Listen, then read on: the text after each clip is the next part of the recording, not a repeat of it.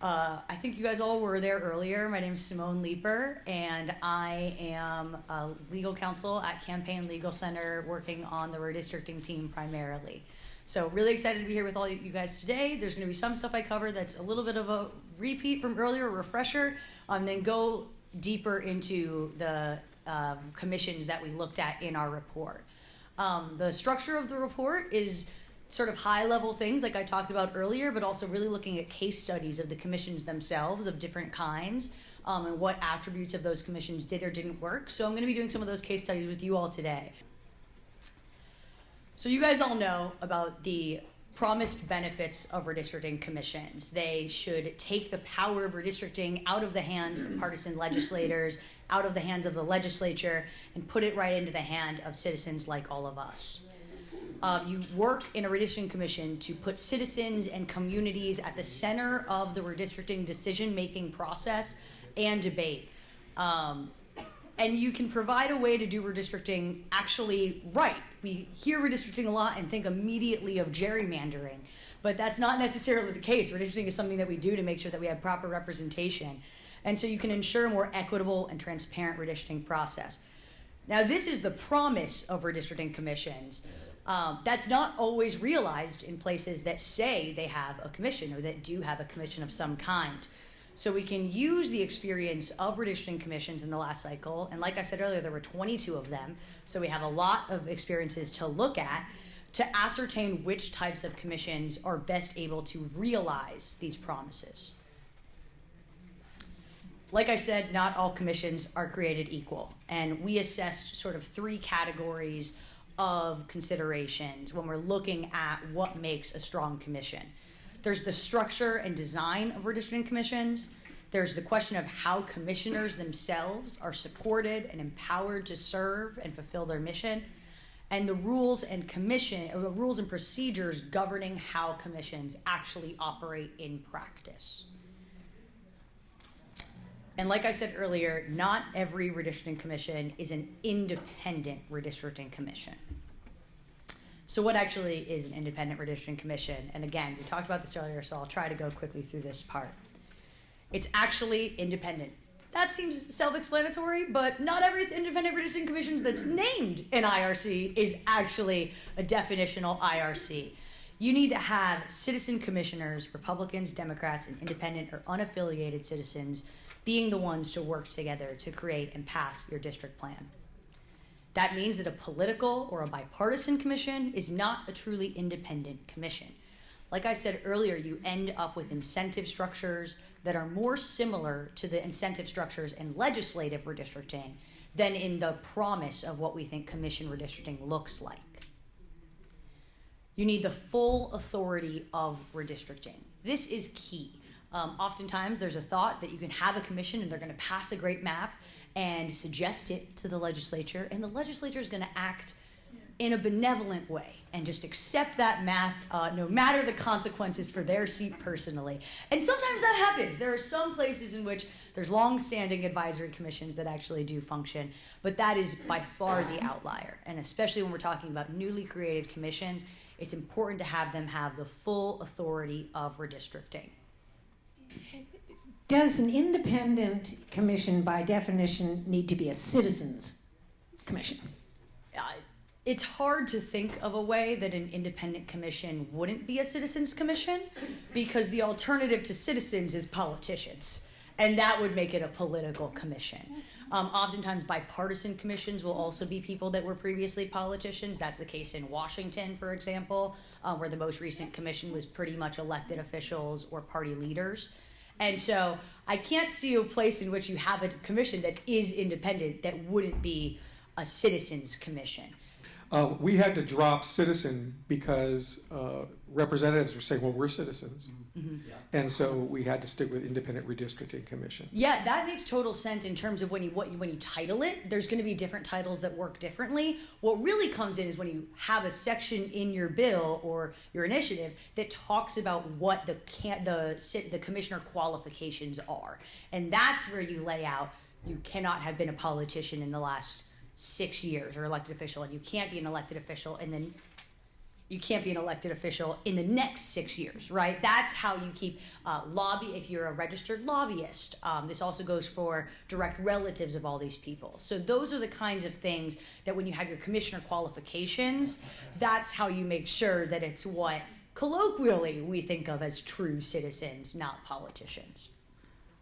I don't think we want to beat it to death about this word independent, but we've come across this in our approach to our senator, and he said there's no such thing as an independent, that we are labeled something. And so would unbiased be a better selection of words? We can't get past that, because we're going to run into an obstacle that's saying who isn't compromised in some way. Yeah, it's interesting. I think that there's two different questions here, right? So there's the question of the taxonomy. And when we talk about and define these terms sort of on a national level, what are we referring to, right? So this is just what I'm referring to when I say an independent redistricting commission and qualifying different commissions. That's what I'm talking about. Now, what your commission that you're proposing is called and how you want to refer to it and the language you want to use to advocate for it, that's a different question that's better left, like I said earlier, to Pennsylvanians. That's something that makes more sense for you guys to talk about what's going to work with the legislators we're advocating for, what's going to work with the communities that we want to get on board. Okay, so looking at existing commissions, we have these ones here for state legislative redistricting, and I'll make sure that these slides go around later so you guys don't have to memorize it right now, but the main thing here is that you can see there's only 4 that are actually full independent commissions, full authority independent redistricting commissions. There's a lot more bipartisan commissions, and there's also a number of political commissions. Our report specifically focused mostly on independent and bipartisan commissions because political commissions function basically the exact same as a subset of the legislature, because that's what it is. And so we focus more on independent and bipartisan commissions to assess that sort of reform. And then it's sort of the same thing here with congressional. You once again have those same 4 that are the only ones that are independent commissions with full authority. Yes? I was just wondering what those asterisks mean. Yeah, so those are asterisks left over from the report. But they basically, there's some places, like for example, Virginia is a hybrid bipartisan political commission. And so that's what that one means there. And there's also some attributes that I'll talk about a little bit later that might weigh in more in terms of when you talk about who's appointing the commissioners. That also will weigh into sort of the nuances of these classifications. And so if you're really very interested in the asterisks, that's going to be at the bottom of the report on that page for you. Okay, so now that we have the baseline established, let's assess what the best practices are for redistricting commissions to the best of our knowledge coming from this last cycle. So we're looking first at commission design, and in terms of creating a commission to facilitate fair redistricting. Like we said, you need a commission that's made up entirely of, as we said, citizens, so non-politician commissioners who are broadly representative of the diversity of their state. And diversity here means lots of things. It means geographic diversity, ethnic and racial diversity, gender diversity, financial diversity, and those things do not happen accidentally. You are not going to, if you draw out of a hat, even if it's completely randomized, you may not end up with a diverse commission. And so it's important when you're talking about how the appointment process works for commissioners that there be a mechanism in place in that appointment process to ensure that you have a commission that is reflective of the diversity of the state. So, for example, in Michigan, they choose their commissioners by, ultimately a randomized system. So I'll talk a little more about this later, but usually you want to have a large pool, and to get a large pool, you need to actually solicit applications. And so that involves going to places that will have a diverse applicant pool. That involves going to racial and ethnic group meetings, right? So you want to go to your NAACP meetings. You want to go to your LULAC meetings and get people to apply from there. There's a requirement in Michigan that you have a mailing that goes out at random, and I think it's of 10,000 applications that go out right? But they ended up doing 250,000 that they mailed out, right? And that was way more successful. And then you sort of look at the pool and you can say, as you go along, you have, you know, a neutral body that's job is making sure that you're getting applicants. You want to have applicants from every single county in the state, right? And then what Michigan does is they have a totally randomized selection. So they have randomized selection that's weighted, like with an algorithm for diversity. That's one way of doing it. California's model is actually my preferred model, and they mix randomization with merits-based selection. And so they do have a neutral, I think it's 3 state auditors who are, you know, one is appointed by one party, one is appointed by the other party, and they're neutral people, not nonpartisan, and then the third state auditor is selected by those 2 individuals, and they then go to the applicant pool and narrow it down to a sub-pool. From that sub-pool, I think it's of 60, there's legislative strikes. So that's your chance for the leaders of the political parties to have their say and say, hey, this person says that they're one of the Democratic commissioners pool, but actually they're a Republican operative. So we need to strike that person, right? That didn't happen, but that's theoretically something that, you know, there would be a protection mechanism for. So then the first 6 commissioners in California are then selected from that pool. And then those 6 commissioners select the remaining 8. And so that remaining 8, it turned out by chance that the first 6 were selected, and it might actually be swapped. It might be 8 and then 6. Don't quote me on that. But the first randomly selected commissioners, there wasn't a Latino commissioner. That obviously in California means you have a commission that's not reflective of the diversity. And so the task of the randomly selected commissioners is to fill out the commission in a way that makes sure that it's diverse. And you also want to ensure you had the subpool created, which also had factors like making sure that there were some people in the pool who had experience that was relevant. It might be people like you who have experience in your communities, and so they have understanding of communities of interest. It might be people that have GIS experience and actually know how to map.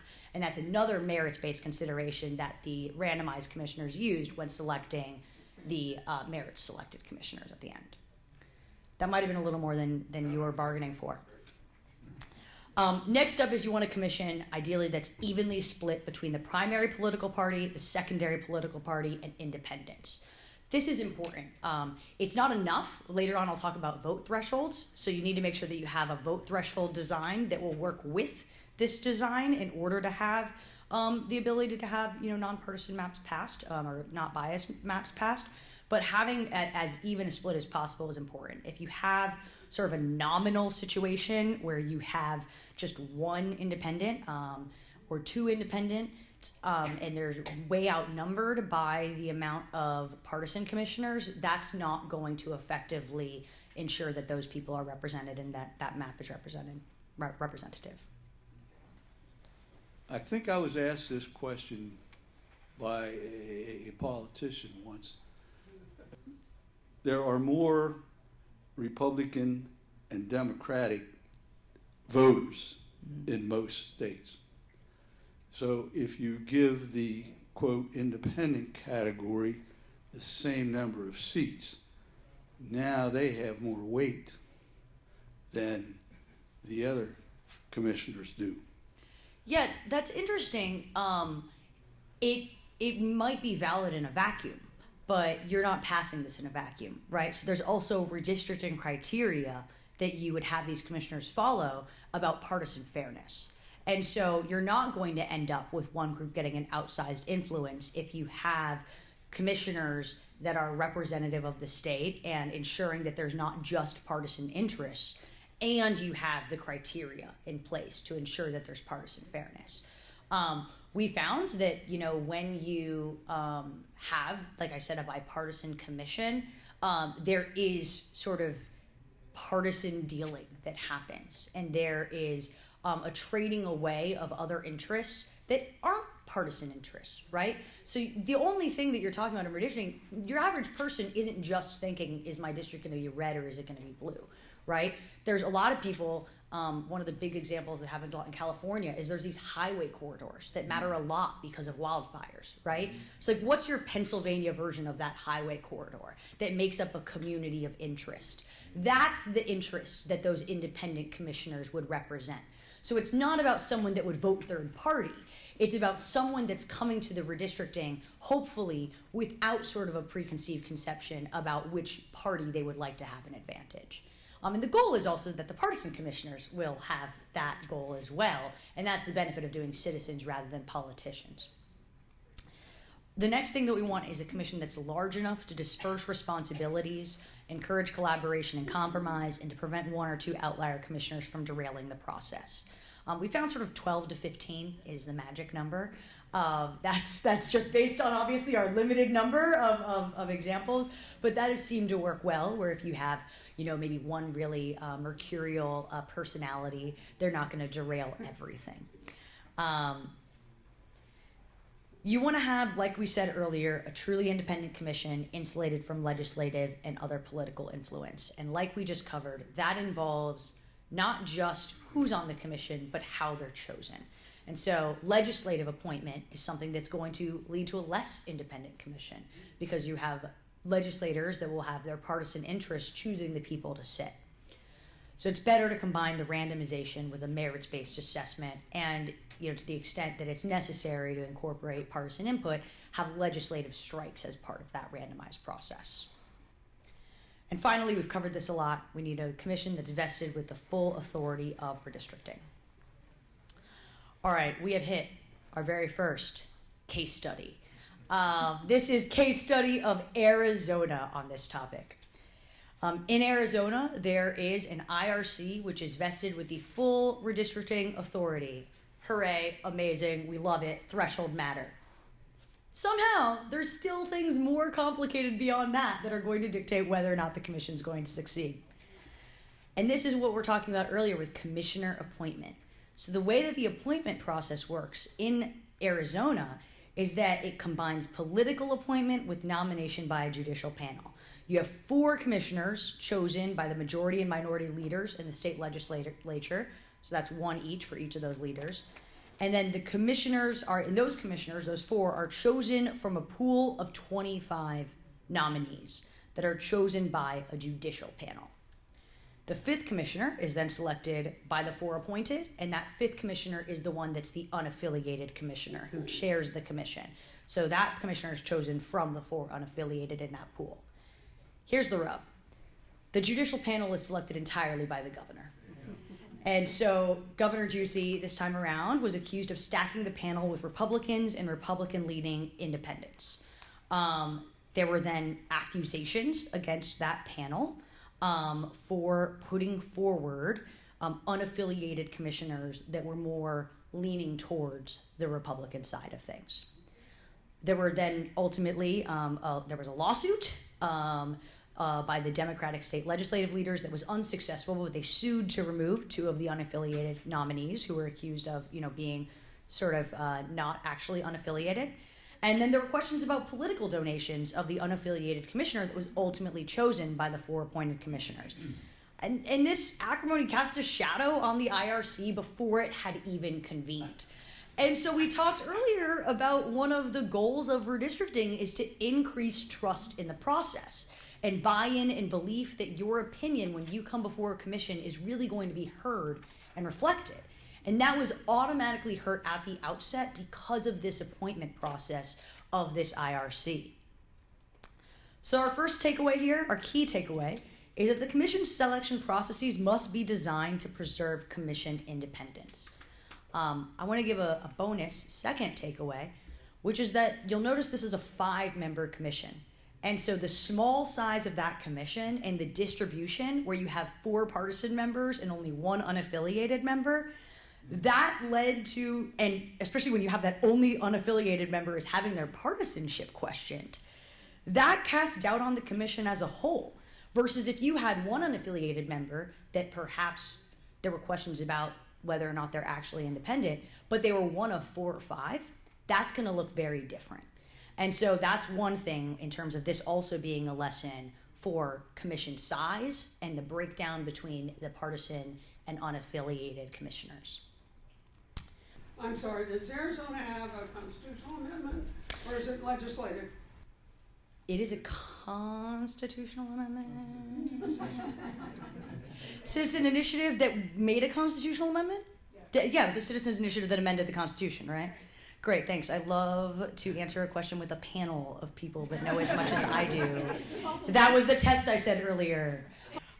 So the next one we're going to look at is New York. And New York is an IRC. Fantastic. Unfortunately, it's an advisory IRC.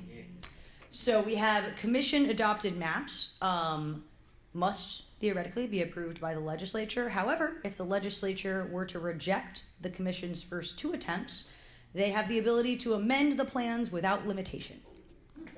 It's a big drawback. This created an incentive for deadlock in the commission, right? You had this idea that if a second set of maps was passed, the first set of maps went up, and it was from a divided commission, went up to the legislature. Neither of those maps passed the legislature.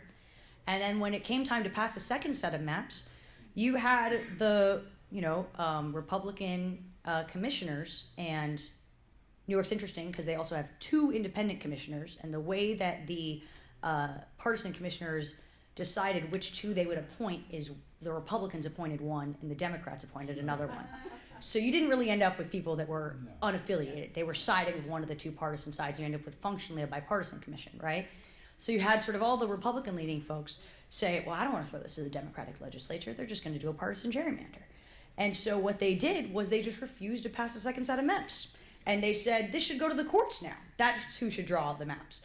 Well, the New York legislature said, no, we're going to grant ourselves the statutory authority to draw maps at this point. That they did. It was found by courts to be a Democratic gerrymander. It was thrown out both because it was a gerrymander and because it was passed in a process that was unconstitutional. You ended up with maps drawn by the court, and then eventually a lawsuit that ended up with the IRC being ordered to reconvene and pass a second set of maps. They did so. Those maps were rejected by the legislature, and the maps that were eventually adopted by the legislature were not that different than those maps. They were altered slightly, but they didn't adopt the maps of the commission. And this sort of shows why an advisory IRC is not sufficient. You need a commission that actually has the power to adopt maps. And once again, we have the secondary lesson about the size of the commission and the amount of unaffiliated commissioners and the method by which those commissioners are selected. So like I said, the IRC failed to submit a second set of maps, and there was a resulting problematic process. The issue of unaffiliated voters, of which I am one. And I've brought this up to fair districts, and it's been bumped up the chain as far as I know. But I don't know how these other states operate, but in Pennsylvania, if you want to vote in a primary, you got to be either a D or an R or a green or whatever. Yeah. So, guess who gets to go out and change their voter registration every time for a primary, and then when the primary is over, change it back, and then rinse and repeat. Yeah. The bills that Fair Districts has been putting forth requires that the commissioners have been registered and voted in the same party for, I don't know, 3 elections or 5 years or, and 5 years after. Well, how's that workable? Well, so that requirement, to my understanding, and this is, I haven't seen the most recent language for y'all's bill, so I'm not super qualified to comment on it, but what I can tell you is generally when you have those requirements in terms of ascertaining the partisan affiliation of potential commissioners, those consistent ones, like you need to have voted in certain primaries for a certain number of years, that's for establishing which partisan commissioners there are, right? So that's for establishing if you are one of the Republican or Democratic or first and second political party commissioners, right? There's a different standard usually for unaffiliated, right? And so there can be a question of then if you've been switching back and forth, for primaries. I'm not sure what that means exactly in Pennsylvania, but I know there's usually sort of a different requirement for showing unaffiliation than there is for showing affiliation. And open primaries are another thing that CLC works on, but not me. Jumping in on commission baselines, which is about providing commissioners with the proper knowledge, resources, and standards to actually do their job and have fair maps passed. We have commissioners that need to be empowered to understand and make decisions regarding the complexities of redistricting. As I said earlier, this is, in all of these baselines, are especially important for citizen commissioners, because even if you have some commissioners that maybe have GIS or mapping expertise, not all commissioners will. And in fact, you want to make sure all the commissioners are empowered so they don't just listen to that guy that knows how to use Dave's redistricting app. So it's important to have commissioner training from multiple different sources on multiple different topics from the outset. This is one of the reasons why you want to convene a redistricting commission a good amount of time before you have your census data, because you want, when that data is released, for the commissioners to be ready to go and to understand what's going on. There's complicated things for them to understand in terms of federal and state law compliance, in terms of understanding communities of interest, and so getting that training at the outset is very important.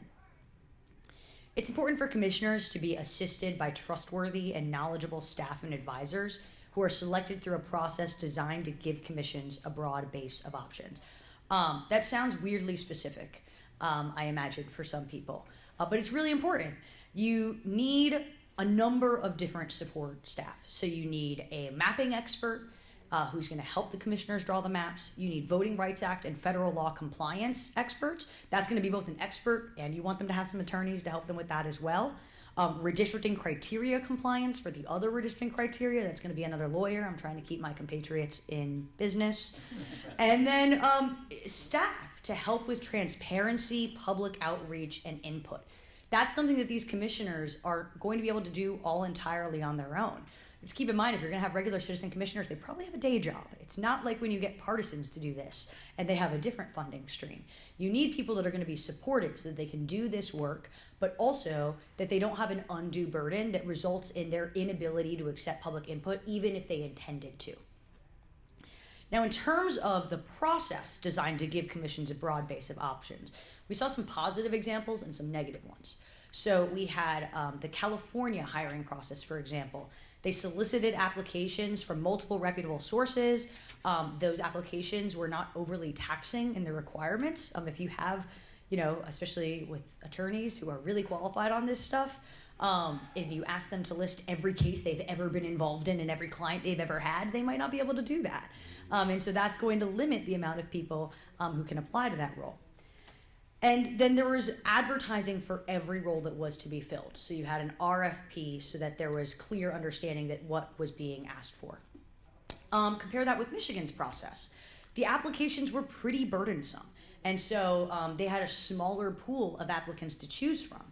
And obviously it's a balance. You want to know if they're qualified, but if you're going to stop anyone from even getting in the gate, you can't assess their qualifications. They also selected their mapping expert because the firm promised to also do racially polarized voting analysis. But they hadn't issued an RFP asking for racially polarized voting analysis from their mapping expert.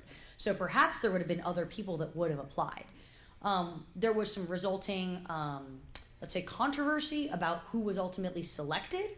I think the commissioners probably did the best they could with the options they had, potentially. I'm not sure. But there were some questions about whether the people selected were actually impartial. You had a mapping expert who is behind one of the most radical racial gerrymanders in this country, right? And so, or partisan gerrymanders, pardon me. But that's something that obviously you might want to have a few more options to look at to make sure that that's going to be your guy. The last one here is that you want to be guided by clearly defined and ranked criteria, which is protective of the rights of every voter. When you have defined criteria, that's going to be important so that commissioners actually understand what they're doing. But I want to focus in for a second about ranking the criteria. This helps citizen commissioners know what to prioritize and what information they actually need to be soliciting in the public input process and ultimately incorporating into the maps. So that's something you want to think about when you're talking about maybe communities of interest, there's obviously going to be federal law is going to be the first thing that you have to comply with, right? You have to have one person, one vote. You have to have compliance with the Voting Rights Act. But what are your other concerns? What are the other things that you care the most about? I think a lot of you feel really strongly about partisan gerrymandering, right? How does that interplay with communities of interest and ensuring that there's proper representation for all of the various communities and there's proper joining of the communities that you guys have in Pennsylvania? That's something that you want to be thinking about when you're thinking about the ordering of these interests. Not that they can't all be incorporated into a map, but if there's going to be sort of a head-to-head competition, what's going to win out there? So looking here at Colorado, and now we're talking about, I want to look at specifically commissioner education. Colorado is one of the places, if you'll recall, that has an IRC with full authority. One of the things that it doesn't have, that a lot of places have, is a ban on soliciting and lobbying commissioners. Colorado actually allows for lobbyists to advocate to individual commissioners as long as they disclose that advocacy. Now, this is something that one of the Colorado commissioners, who was interviewed after the fact, highlighted that in this context, there was a need for education to train commissioners on how to recognize partisanship and how to remain impartial in the face of this advocacy. And this is something that's important about educating commissioners to avoid undue influence. And that's the case even if you do have a ban on that kind of advocacy. Because even if it's happening in a public meeting, if it's not happening by a lobbyist behind closed doors, you still want to make sure that commissioners can understand what they're being sold, as it were. There's also Washington as an example, and Washington has a bipartisan commission, which has the power to employ experts, consultants, and support staff, but it is not a requirement. And this is an interesting thing, right? You think, oh, if we empower a commission to hire these experts, they're definitely going to, right? No, they failed to hire any outside attorneys or experts to advise on the requirements of the Voting Rights Act. And this resulted in an ultimate failure to conduct a final assessment of the maps that were selected for Voting Rights Act compliance.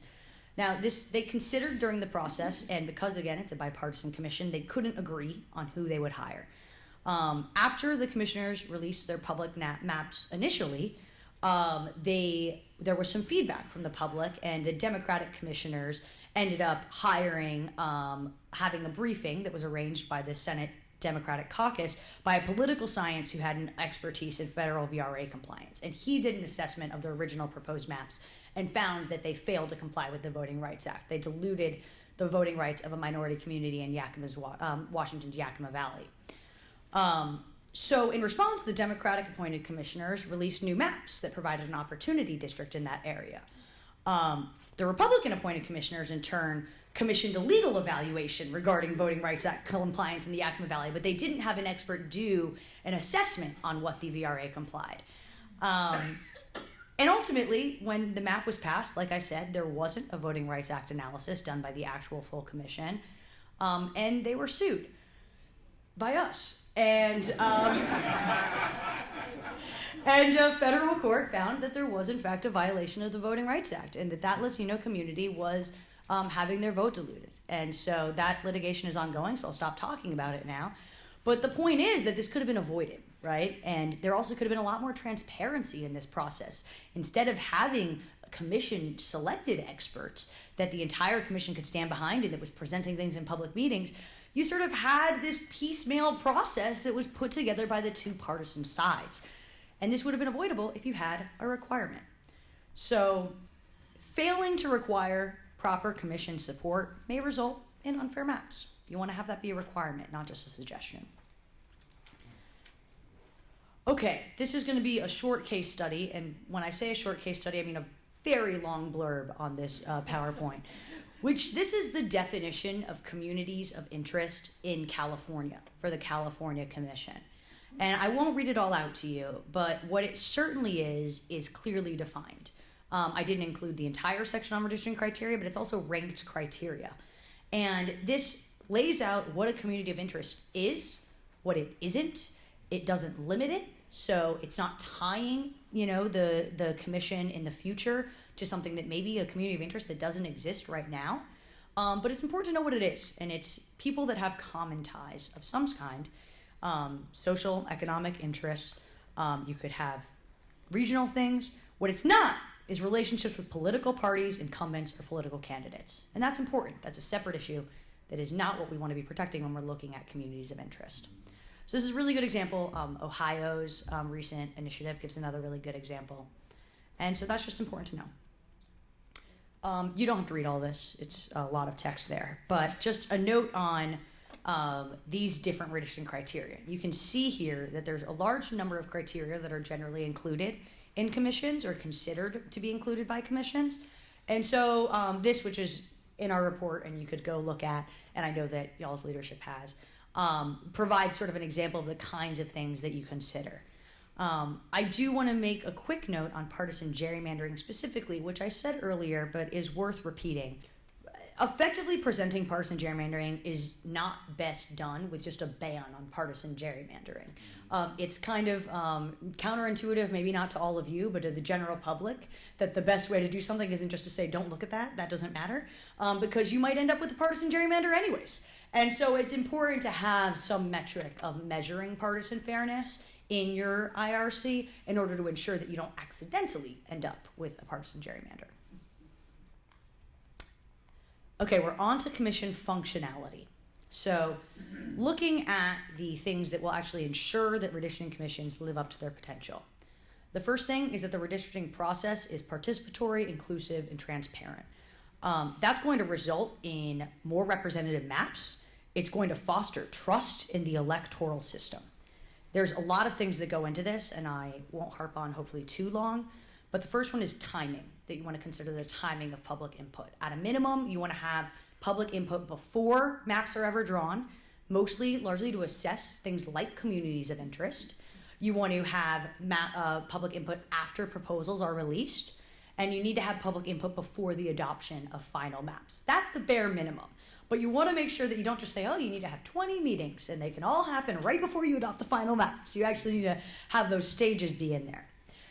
The accessibility of the ways in which you're soliciting public input, the channels or mediums to allow people with disabilities, people who have work every day. You know, you don't want to hold all your meetings at 2 p.m. because someone who has a 9 to 5 can't make that. And ensuring that there's members of language minority groups who are able to participate in terms of having language access. At minimum, there's Section 203 is if there's a jurisdiction that has a large enough language minority group to have voting materials provided, you want to ensure that your materials for the commission are also going to be provided in that language. That's something important to think about.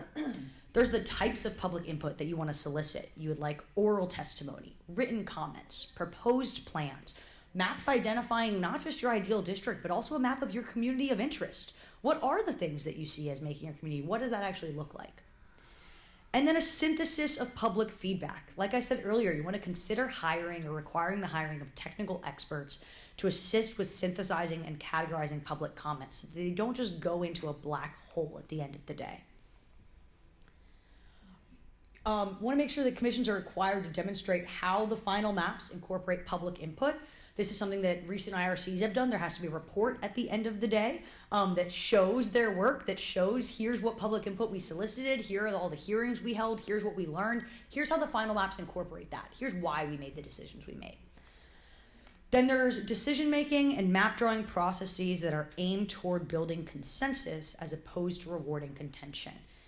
I'll talk about that a little bit, but that's largely about, in part, vote thresholds. And I'll get into that with a case study in a moment. Map drawing processes, you want to have something that's public. You want to have something that doesn't just allow the partisan side to go into their corners and the unaffiliated side to go into their corners, and they all come to a public meeting with fully formed maps. That's not what you want. You want to make sure that there's a process by which there is open communication about these maps, not just with the public, but between the commissioners as well. And finally, you want to make sure that there's a clear, specific fallback mechanism that ensures the enactment of fair maps. You're going to find out. All right, let's look at Colorado. 8 of Colorado's 12 commissioners, they're evenly split. We love to see that. 4 Democratic, 4 Republican, 4 unaffiliated. 8 of them have to vote to adopt a final plan. Votes for the map at the end of the day must include at least 2 unaffiliated commissioners. This creates a great incentive for compromise. Maps can't cut out the independents, so you can't have the kind of partisan dealing that I talked about earlier that we see with bipartisan commissions, where maybe all the partisans can get together and say, I'll give you a safe district here, you give me a safe district there. That doesn't work when you have to get some of the independents on board. Maps, however, could cut out one party completely. So one party can't just tank the entire dealings. So what that does is it incentivizes the parties to compromise to ensure a seat at the table. So this worked. In 2021, the final congressional and state House maps were adopted with an 11-1 margin, and the state Senate map passed unanimously. That's really exciting. And the takeaway here is that a well-designed vote threshold can incentivize commission co-op participation and consensus building. Commissions that have a significant number of independents and a high vote threshold requirement, including those independents, are going to incentivize commission participation and consensus building among all of the different categories of commissioners. Okay, next up we've got Michigan, and this is going to get into more of an inventive model here. So in Michigan, the final plan adoption has to have a majority vote. That includes 2 commissioners of each of the major parties and 2 of the non-affiliating commissioners. So you see, it's a little bit different than what we're talking about in Colorado. However, if you can't reach that kind of multi-partisan agreement, it then goes to ranked choice voting. And bear with me here. So each commissioner can submit a plan. And commissioners then rank all of the submitted plans. And the plan that has the highest cumulative rating is adopted as long as it was ranked in the top half of plans by at least 2 commissioners with a party affiliation different from that of the submitting commissioner, right? So if a Democrat submits a plan and it gets the highest cumulative vote, as long as 2 Republicans have that in the top half of the plan, that would pass. However, if no plan reached that threshold, at that point, the plan is randomly selected from all of the maps that were submitted. The thing is, this creates a really good incentive for compromise. One, you have the original method, which is actually what worked in 2021. It didn't ever go to the ranked choice voting. The final congressional plan was adopted by 8-5, the state Senate by 9-4, the state House by 11-2. People worked together at the outset so that they could get that 2-2-2 threshold. If that didn't work, however, there's still incentives to work with one another to submit a plan that's actually reasonable. Because you want the plan that you submit, say you're a partisan person, to get 2 votes in the top half in the cumulative ranking from the other partisan side. So you're not going to submit a Democratic gerrymander if you're a Democrat, because you know a Republican's never going to rank that in their top half. So at that point, there's an incentive that the map you submit be reasonable. And then the randomization thing, at the end of the day, incentivizes you to work together in the first 2 instances. This is a really inventive fallback mechanism, and it seems to have worked in Michigan last time around. So I like it. I'm a fan of it. So you can see that this combines a well-designed vote threshold and a fallback mechanism. And you can use that to incentivize your commission participation and consensus building in the first instance. That is actually where I hit questions and discussion. And I do have a few minutes before I have to go catch a plane. So are there any questions? Oh, there's 2 in back, and then we'll pop back up to you. You're Now, asking about do open the primaries. 4 most successful systems, did they have open primaries in those states? And the second question is there any correlation to there having to be a constitutional amendment in order to put the plans in place in those successful states? I don't think that any of them have open primaries. California might? I think California does, but that might be the only one. Michigan doesn't. Arizona might have just, there was a measure, but I don't think it passed. I can't answer that question definitively. In terms of the effort that they had to take, I would say that in those 4 states, it's a lighter lift than the one that you guys have. In terms of the dual legislative session votes and then the vote for the by the people. The thing that's closest to that is Virginia. And so Virginia passed that hybrid political bipartisan commission. And that was a really big win. That was a really big win from Virginia. It took a lot of advocacy. It's also not a perfect system. And it really proved that hybrid political bipartisan system where you had citizen commissioners mixed in with politicians, led to the citizens really deferring to the politicians because they thought, oh, you're the experts, so you know that. And it also, because it was a bipartisan commission from go, they sort of had their own mapping tracks.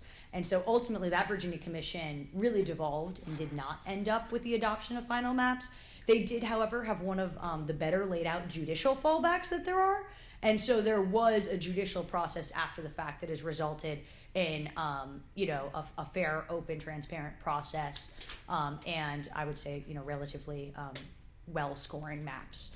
But it wasn't sort of what you would envision or want with a commission process. And so I think Virginia is a really important lesson in that we're still studying. It's really exciting that they got something across the finish line. It's something like CLC endorsed that measure. It was exciting change, and it is definitely an improvement from having legislative control. But it's going to be, I think, pretty difficult to get that fix in place, right? Especially when you have such a difficult process of amending your Constitution.